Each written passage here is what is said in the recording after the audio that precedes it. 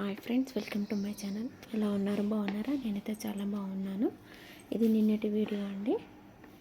నేను మార్నింగ్ 6 నుంచి పిల్లలు ఉన్నంత వరకు 6 నుంచి 9 వరకు ఏమేమి పనులు చేసుకుంటానో మీతో షేర్ చేసుకుంటాం. మీకు ఈ వీడియో కనుక నచ్చితే లైక్ చేసి కమెంట్ చేయండి, సబ్స్క్రైబ్ చేసుకోండి నా ఛానల్ని. ముందుగా అయితే పాలు వేడి చేసుకొని అయితే కాఫీ కలిపి మా అత్తయ్యకి అయితే ఇస్తాను. మా అత్తయ్య అయితే బెల్లం యూజ్ చేస్తుంది, షుగర్ అయితే యూజ్ చేయదు. తను డయాబెటిక్ పేషెంట్. తనకు పాలు కాఫీ అయితే వేడి చేసి ఇచ్చేస్తాను. తర్వాత అయితే పిల్లల కోసం టిఫిన్ ఇడ్లీ చేస్తున్నాను.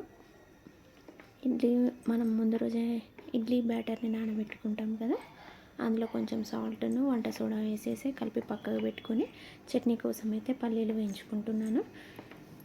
వేయించుకొని మిక్సీ జార్లోకి తీసుకొని కొంచెం సాల్ట్, జీలకర్ర వేసుకొని, నేను పోపులోకి అయితే కరివేపాకు వేయనండి, ఇందులోనే వేస్తాను కరివేపాకు. ఎందుకంటే పిల్లలు తీసేస్తారని చెప్పేసి చట్నీలోనే గ్రైండ్ చేసుకున్న పచ్చిమిర్చి వెల్లుల్లి వేసి గ్రైండ్ చేసుకుంటాను. చేసుకున్న తర్వాత అయితే ఆయిల్ వేసి ప్యాన్ పెట్టుకొని ఆయిల్ వేసుకొని జీలకర్ర, ఆవాలు సింపుల్గా చేసుకుంటాను. పసుపు వేసి అయితే పోపు చేసుకొని చట్నీ అయితే ప్రిపేర్ చేసుకుంటానండి. తర్వాత అయితే ఇడ్లీల కోసం అయితే ఇడ్లీ ప్లేట్లకు ఆయిల్ రాసి ఇడ్లీలు అంటుకోకుండా ఉంటాయని చెప్పేసి ఇడ్లీల ప్లేట్స్కి అయితే ఆయిల్ రాసి అయితే ఇడ్లీ పెట్టేసుకొని స్టవ్ పైన పెట్టేసి రైస్ కుక్కర్లో అయితే రైస్ పెట్టేస్తాను. ఎందుకంటే ఫాస్ట్ కావాలని చెప్పేసి, మార్నింగ్ కదండి, అన్నీ ఒకసారి కావాలంటే టైం పట్టిద్ది అని చెప్పేసి రైస్ కుక్కర్లోనే పెడతాను నేను. రైస్ కుక్కర్లో ఇటు ఇడ్లీ అవుతుంది, అటు రైస్ అవుతుంది.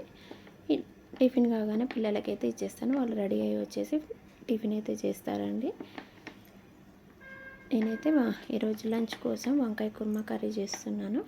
ఎలా చేయాలని చూపిస్తాను. ముందుగా అయితే ప్యాన్ పెట్టుకొని పల్లీలు 2 స్పూన్స్ పల్లీలు, 2 లవంగాలు, 1 యాలక్కాయ, 1 దాల్చిన చెక్క వేసి వేయించుకోవాలి. తర్వాత 5-6 కాజు, 2 స్పూన్ల నువ్వులు వేసి అయితే వేయించుకోవాలి. వేయించుకున్న తర్వాత ఇవి మిక్సీ జార్లోకి తీసుకొని కొంచెం కారం, ఉప్పు వేసి అయితే గ్రైండ్ చేసుకోవాలి. తర్వాత మరి ఒకసారి కొత్తిమీర, ఆనియన్స్, కొంచెం వాటర్ వేసి అయితే గ్రైండ్ చేసుకొని మెత్తని పేస్ట్ లాగా చేసుకోవాలి. ఇక్కడ వంకాయలు ముందుగానే కట్ చేసుకొని వాటర్లో వేసుకొని పెట్టుకున్నాను. కుర్మాకి మనం 4 పీసెస్ లాగా కట్ చేసుకుంటాం కదా, అలా కట్ చేసుకొని అయితే నేను మసాలా పేస్ట్ని అయితే పెట్టేసిన.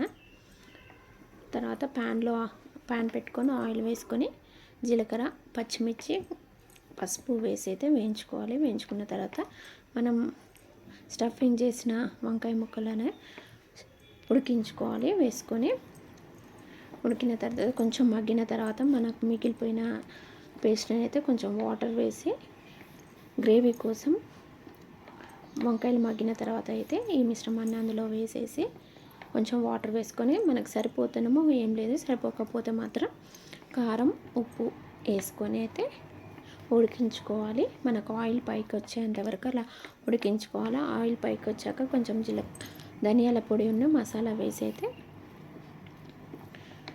స్టవ్ ఆఫ్ చేసుకోవాలి. తర్వాత అయితే కొత్తిమీరతోటి సర్వ్ చేసుకుంటే చాలా బాగుంటుంది.